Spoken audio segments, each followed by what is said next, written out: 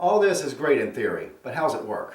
Okay, so let's do a little bit of modding. Old Marshalls are known for being great candidates for modifications, so I'm just going to go ahead and go with the granddaddy, this Marshall JTM 45.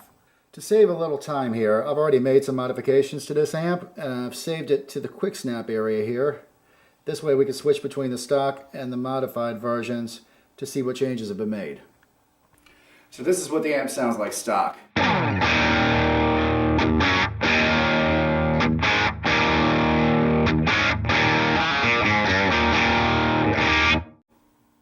Now this is the same amp with just a few modifications.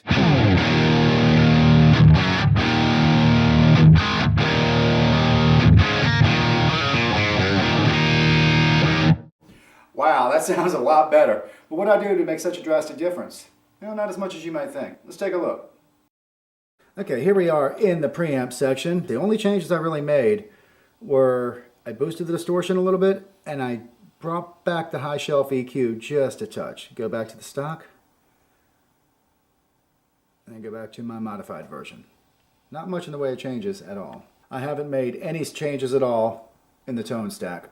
I have made a few changes in the power section. I've increased the power tube distortion while dialing back the splitter gain and bumping up the power gain just a little bit, kind of to further crunch things up.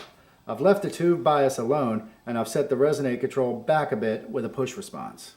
Here in the transformer section, I've changed to a British style transformer for a bit bigger sound without losing that classic grind. I've also switched over to a solid state rectifier for a more immediate attack. Finally, I've switched from a 212 greenback cab to the 412 greenback cab. Additionally, I've changed the mic to the AKG and I've moved it to the shoulder of the speaker's dust cap.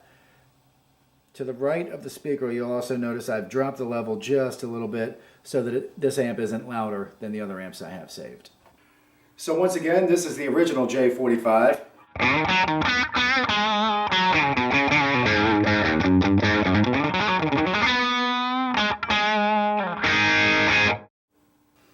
And this is the same amp with just a few modifications.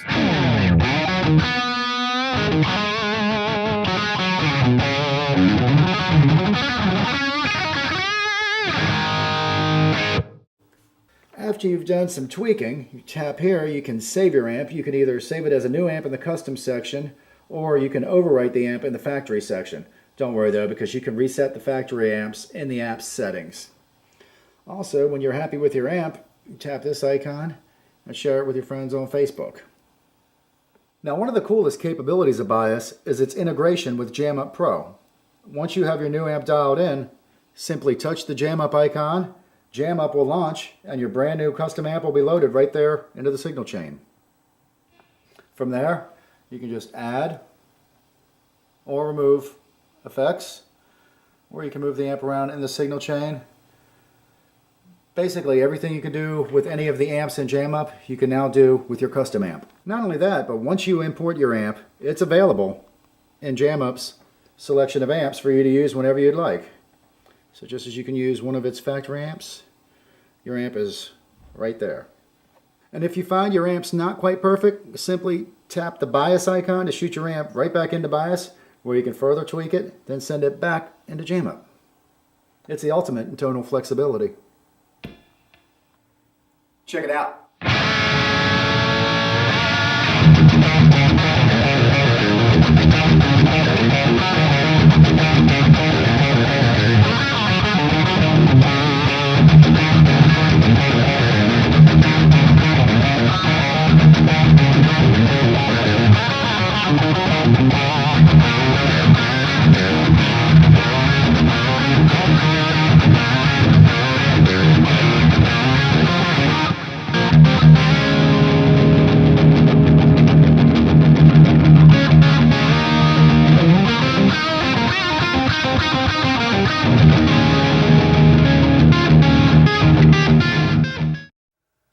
So there you have it, what is sure to become the new standard for guitar amplifier modeling, Bias from Positive Grid.